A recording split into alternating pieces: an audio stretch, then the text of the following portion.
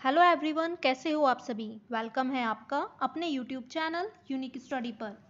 आज हम class 12th की पॉलिटिकल साइंस की बुक स्वतंत्र भारत में राजनीति का चैप्टर नंबर 1 राष्ट्र निर्माण की चुनौतियां पढ़ेंगे। इस चैप्टर के जितने भी मोस्ट इंपोर्टेंट क्वेश्चंस हैं आज हम उनको पढ़ेंगे। ओके, अगर आपने इस वीडियो को ध्यान से देख लिया देन आपको कहीं से भी कुछ भी पढ़ने की ज़रूरत नहीं होगी। इस चैप्टर के जितने भी मोस्ट इंपोर्टेंट क्वेश्चंस हैं आज हम उसको डिस्कस करेंगे। ओके, और अगर आप वीडियो को ध्यान से देखोगे तो आपको पता चलेगा कि हमारा पूरा चैप्टर भी इन्हीं क्वेश्चंस के अंदर कवर हो गया है। अगर फिर आपसे एग्जामिनर कोई भी क्वेश्चन करे आप आंसर कर सकते हैं।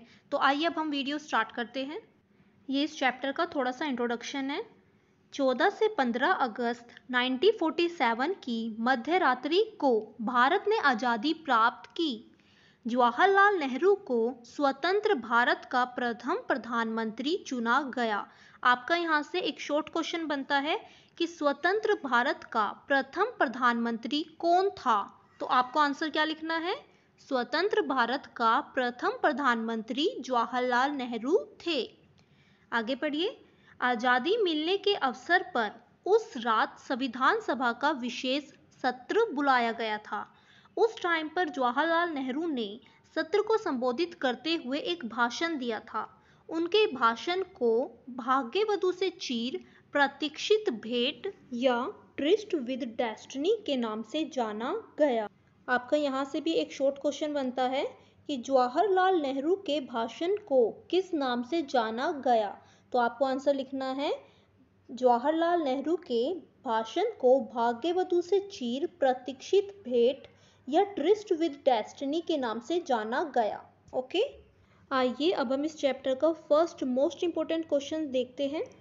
स्वतंत्रता के समय भारत के समक्ष राष्ट्र निर्माण संबंधी किन्हीं 3 चुनौतियों की व्याख्या कीजिए। ये आपका मोस्ट इंपोर्टेंट क्वेश्चन है, ये हर बार आपके एग्जाम में आता ही आता है, तो सभी बच्चे ध्यान से देखेंगे। स्वतंत्रता प्राप्ति के समय भारत के समक्ष निम्नलिखित 3 सबसे बड़ी चुनौतियां थी। पहली चुनौती थी एकता की स्थापना। भारत विविधताओं वाला देश है। इसमें भाषा, संस्कृति और धर्मों आदि की विविधताएं है। यानी कि भारत में हर धर्मों के लोग रहते हैं, हर संस्कृति के लोग रहते हैं, उनकी भाषा भी अलग अलग है। तो इस टाइम पर सबसे बड़ी चुनौती थी वो ये थी कि इन सब के बीच में एकता की स्थापना करना, इन सबको एक राष्ट्र में बांधना सबसे बड़ी चुनौती थी। क्योंकि भारत अपने आकार और विविधता में किसी महादेश के बराबर था। यहाँ अलग अलग भाषा बोलने वाले लोग रहते हैं, उनकी अपनी संस्कृति है, वह सब अलग अलग धर्मों को मानते हैं। इसलिए राष्ट्र निर्माण के समय सबसे जो बड़ी चुनौती थी वह यह थी कि सबके बीच में एकता की स्थापना करना। सेकंड पॉइंट है आपका लोकतंत्र को स्थापित करने की चुनौती। दूसरी सबसे बड़ी चुनौती लोकतंत्र की स्थापना करना था। इसके लिए भारतीय संविधान में मौलिक अधिकारों की गारंटी देना और संसदीय शासन पर आधारित प्रतिनिधित्व मूलक लोकतंत्र को अपनाना इसकी मुख्य विशेषताएं हैं। तो दूसरी जो सबसे बड़ी चुनौती थी वह यह थी कि लोकतंत्र की स्थापना करना। थर्ड पॉइंट देखेंगे, संपूर्ण समाज का कल्याण करना। तीसरी सबसे बड़ी चुनौती थी सारे समाज का कल्याण करना, अर्थात विकास कार्य इस तरीके से करा जाए जिससे कि समाज के हर वर्ग की भलाई हो।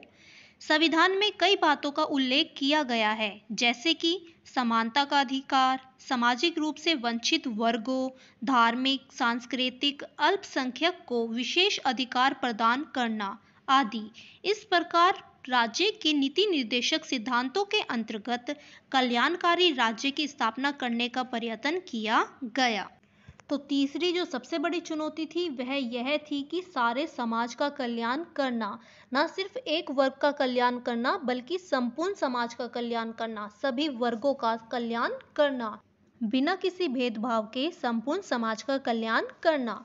तो भारत के सामने राष्ट्र निर्माण करते समय ये 3 सबसे बड़ी समस्याएं थी, जैसे कि पहली एकता की स्थापना करना, लोकतंत्र की स्थापना करना और संपूर्ण समाज का कल्याण करना। आइए अब हम सेकंड मोस्ट इंपोर्टेंट क्वेश्चन देखते हैं। देखिए, सेकंड क्वेश्चन है आपका, भारत के विभाजन की प्रक्रिया की किन्हीं 4 समस्याओं का संक्षेप में वर्णन कीजिए। ये क्वेश्चन भी मोस्ट इंपॉर्टेंट क्वेश्चन है, ये भी हर बार आपके एग्जाम में आता है। आपको मेरे इस चैनल पर जितने भी क्वेश्चंस देखने को मिलेंगे वो सारे ही क्वेश्चन मोस्ट इंपॉर्टेंट है, आपको सभी को अच्छे से पढ़ना होगा। ओके, देखिए आंसर इसका, भारत को विभाजन की प्रक्रिया में निम्नलिखित 4 समस्याओं का सामना करना पड़ा। पहली समस्या थी आपकी मुस्लिम बहुसंख्यक क्षेत्र न होना। भारत के विभाजन में धार्मिक बहुसंख्या को आधार बनाया गया। भारत का जब विभाजन हुआ था तो उस समय धार्मिक बहुसंख्या को आधार बनाया गया था, अर्थात जिन क्षेत्रों में मुसलमान बहुसंख्यक है वह क्षेत्र पाकिस्तान के भूभाग में होंगे और शेष भाग भारत कहलाएगा। यानी कि जिस क्षेत्र में ज़्यादा मुसलमान रहते हैं वह पाकिस्तान का भूभाग हो जाएगा और जो शेष भाग बच जाएगा वह भारत कहलाएगा। लेकिन मुस्लिम बहुसंख्यक क्षेत्र कोई नहीं था। 2 ही क्षेत्र ऐसे थे जहां मुसलमानों की संख्या अधिक थी, एक तो पश्चिम में था और दूसरा पूर्व में। इन दोनों क्षेत्रों को जोड़ना बड़ा मुश्किल था क्योंकि दोनों के मध्य यानी कि दोनों के बीच में भारत का भूभाग था। अतः यह निर्णय किया गया कि पाकिस्तान में 2 क्षेत्र शामिल होंगे जो पश्चिमी और पूर्वी पाकिस्तान कहलाएगी। तो भारत का जब विभाजन हुआ था तो यह पहली समस्या थी जिसका सामना करना पड़ा था। नेक्स्ट पॉइंट देखते हैं। सेकंड पॉइंट है कुछ प्रांतों की पाकिस्तान में शामिल न होने की इच्छा। सभी मुस्लिम बहुल क्षेत्र पाकिस्तान में शामिल होने के लिए तैयार नहीं थे। इसका उदाहरण देखेंगे, खान अब्दुल गफ्फार खान जो सीमांत गांधी के नाम से प्रसिद्ध थे और पश्चिमोत्तर सीमा प्रांत के निर्विवाद नेता थे। वे द्विराष्ट्र सिद्धांत के विरुद्ध थे। ये द्विराष्ट्र सिद्धांत का विरोध करते थे, लेकिन इनकी आवाज की अनदेखी की गई और पश्चिमोत्तर सीमा प्रांत को पाकिस्तान में शामिल मान लिया गया।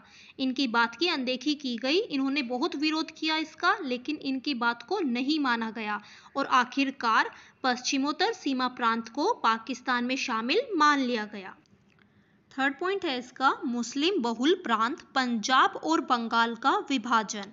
मुस्लिम बहुल प्रांत पंजाब और बंगाल में कई भाग बहुसंख्यक गैर मुस्लिम जनसंख्या वाले थे, अतः इनका बंटवारा धार्मिक बहुसंख्यक के आधार पर करने का तय किया गया। यानी कि इनका बंटवारा धार्मिक बहुसंख्यक के आधार पर होगा, जिस धर्म के लोग जहाँ ज़्यादा रहते हैं उसी हिसाब से इनका बंटवारा किया जाएगा। लेकिन आखिर तक भी किसी को नहीं पता था कि वे भारत में है या पाकिस्तान में, लेकिन यह 14 से 15 अगस्त की रात तक तय नहीं हुआ था। इसलिए लोगों को यह तक नहीं पता था कि वे भारत में हैं या पाकिस्तान में। इसके वजह से बहुत ज़्यादा दंगे फसाद हुए थे। तो विभाजन की प्रक्रिया की वजह से इन सभी समस्याओं का सामना करना पड़ा था। नेक्स्ट पॉइंट देखेंगे। फोर्थ पॉइंट है आपका अल्पसंख्यकों की समस्या। सीमा के दोनों ओर अल्पसंख्यक थे, जैसे पाकिस्तान में हिंदू और सिख तथा भारत में मुसलमान। यानी कि दोनों ही सीमा में अलग अलग धर्मों के लोग रहते थे, जैसे कि पाकिस्तान में हिंदू भी थे और सिख भी थे और भारत में मुसलमान भी थे। यह सब लोग अपने ही देश में विदेशी बन गए और उन पर हिंसा भी होने लगी। इसलिए इन लोगों ने अपनी जान बचाने के लिए अपने घर बार संपत्ति सबको छोड़ दिया। विभाजन की वजह से लोगों को इन सभी समस्याओं का सामना करना पड़ा। लोगों को अपने घर बार को छोड़ना पड़ा, अपनी संपत्तियों को छोड़ना पड़ा, क्योंकि सबसे पहले अपनी जान प्यारी होती है। इसलिए सभी लोगों ने सुरक्षित स्थानों पर जाकर शरणार्थियों की तरह अपना जीवन व्यतीत किया। तो अगर आपका क्वेश्चन आता है भारत के विभाजन की प्रक्रिया में किन समस्याओं का सामना करना पड़ा, तो आपको यही आंसर लिखना है। ओके, तो आइए अब हम नेक्स्ट क्वेश्चन देखते हैं। थर्ड मोस्ट इंपोर्टेंट क्वेश्चन है आपका 1947 में हुए भारत के विभाजन के किन्हीं 2 कारणों का आकलन कीजिए। या फिर आपका क्वेश्चन ये भी आ जाता है 1947 में भारत के विभाजन के क्या परिणाम हुए। तो सबसे पहले हम क्वेश्चन फर्स्ट को देखते हैं। 1947 में हुए भारत के विभाजन के निम्नलिखित 2 कारण थे। पहला, मुस्लिम लीग ने द्विराष्ट्र सिद्धांत की आवाज उठाई थी। इसी सिद्धांत के मुताबिक भारत किसी एक कौम का नहीं बल्कि हिंदू और मुसलमान नाम की 2 कौम का देश है। मुस्लिम लीग ने द्विराष्ट्र सिद्धांत की आवाज उठाई थी। वह कहते थे कि भारत कोई एक कौम का देश नहीं है, बल्कि भारत दो कौमों का देश है, हिंदू और मुसलमान। इसी के आधार पर उन्होंने पाकिस्तान की मांग की थी। तो भारत के विभाजन का यह पहला महत्वपूर्ण कारण बना।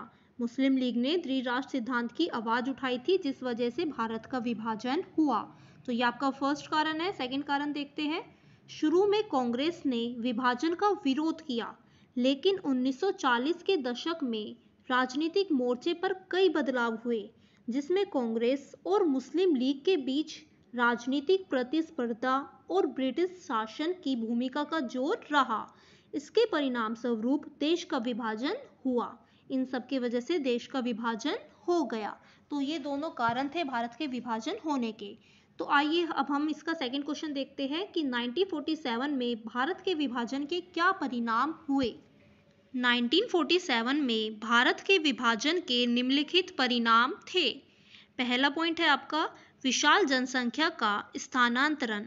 विभाजन के कारण एक विशाल जनसंख्या का स्थानांतरण हुआ, जो कि अनियोजित और त्रासदी से भरा था। यह इतिहास का सबसे बड़ा स्थानांतरण था। यानी कि जब भारत का विभाजन हुआ, उसका परिणाम यह निकला कि विशाल जनसंख्या का स्थानांतरण हुआ। बहुत भारी संख्या में लोगों को एक जगह से दूसरी जगह भेजा गया। लोग जो पहले भारत में रह रहे थे, अब वह पाकिस्तान में शामिल हो गए। तो लोगों को अपना घर बार ये सब कुछ उन्हें छोड़ना पड़ा। तो यह पहला आपका परिणाम निकला। सेकंड परिणाम है सांप्रदायिकता के आधार पर मार काट होना। भारत के विभाजन का परिणाम यह हुआ कि धर्म के नाम पर लोगों को मारा गया। विभाजन की वजह से लोगों को धर्म के नाम पर मारा पीटा जाने लगा। जिन क्षेत्रों में ज़्यादा हिंदू और सिख रहते थे, वहाँ पर मुसलमानों ने जाना छोड़ दिया था, और जिन क्षेत्रों में ज़्यादा मुसलमान रहते थे, वहाँ पर हिंदुओं ने जाना छोड़ दिया था। तो विभाजन का परिणाम यह हुआ कि विभाजन की वजह से लोगों को धर्म के नाम पर मारा पीटा जाने लगा। थर्ड पॉइंट है आपका शरणार्थी शिविरों में रहना। भारत के विभाजन का परिणाम यह हुआ कि लोगों को अपनी जान बचाने के लिए अपना घर बार छोड़कर शरणार्थी शिविरों में रहना पड़ा।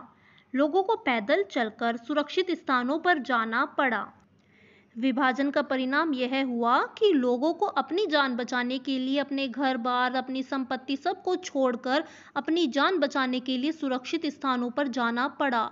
उन्हें शरणार्थियों की तरह जीवन व्यतीत करना पड़ा। रास्ते में उन्हें कई समस्याओं का सामना करना पड़ा। जब वह शरणार्थियों की तरह अपना जीवन व्यतीत कर रहे थे, तो उस टाइम पर भी उन्हें काफ़ी समस्याओं का सामना करना पड़ा था। जैसे कि जब वह एक जगह से दूसरी जगह जा रहे थे, तो उस टाइम पर स्त्रियों को अगवा कर लिया गया, जबरदस्ती उनसे शादी की गई, बहु बेटियों को मारा गया। तो इस तरीके से अनेक समस्याओं का लोगों को सामना करना पड़ा। तो भारत के विभाजन की वजह से लोगों को अपनी जान बचाने के लिए शरणार्थी शिविरों में रहना पड़ा। तो लोगों को शरणार्थी शिविरों में कई महीने तक रहना पड़ा था। फोर्थ पॉइंट है आपका हिंसक अलगाव। भारत के विभाजन का परिणाम यह हुआ कि जो लोग कई वर्षों से एक साथ पड़ोसी की तरह रह रहे थे, विभाजन की वजह से वह भी हिंसक अलगाव का शिकार हो गए। इसलिए इस बंटवारे को दिल के दो टुकड़े हो जाना कहा गया। आपका यहाँ से शॉर्ट क्वेश्चन भी बनता है कि भारत के बंटवारे को दिल के दो टुकड़े हो जाना क्यों कहा गया। तो आपको यही बताना है कि जो लोग कई वर्षों से एक साथ रहते थे, एक साथ पड़ोसियों की तरह रहते थे, वह भी विभाजन की वजह से हिंसक अलगाव का शिकार हो गए, धर्म के नाम पर मारकाट करने लगे। तो इस बंटवारे को दिल के दो टुकड़े हो जाना कहा गया। लास्ट पॉइंट है आपका सरकारी संपत्ति का विभाजन। विभाजन का परिणाम यह हुआ कि सरकारी वित्तीय संपदा का भी बंटवारा किया गया। यानी कि सरकारी जो सामान थे, जैसे कि मेज, कुर्सी, इन सब का भी बंटवारा हुआ था। सरकारी और रेलवे कर्मचारियों का विभाजन भी हुआ। तो भारत के विभाजन के यही सब महत्वपूर्ण परिणाम निकले। तो सभी बच्चे इन सभी क्वेश्चंस को बड़े ध्यान से देखेंगे। अगर आप इन सभी आंसर्स को अच्छे से पढ़ लेते हैं, तो आपके अच्छे मार्क्स आएंगे, ये मेरी गारंटी है। तो नेक्स्ट वीडियो में मैं आपके लिए इस चैप्टर के जो और मोस्ट इंपॉर्टेंट क्वेश्चंस बच गए हैं उन सबको लेकर आऊँगी। तो सभी बच्चे, अगर आपको ये वीडियो अच्छी लगी है तो प्लीज़ वीडियो को लाइक करना और शेयर करना मत भूलिएगा। ज़्यादा से ज़्यादा आप वीडियो को शेयर करिए ताकि आप भी अपने फ्रेंड्स की हेल्प कर सके। और अगर आप मेरे चैनल के साथ नए हैं तो प्लीज़ मेरे चैनल को सब्सक्राइब करना मत भूलिएगा और बेल आइकन को प्रेस कर दीजिए ताकि आपको latest updates time to time मिलती रहे। Okay, bye everyone, have a nice day.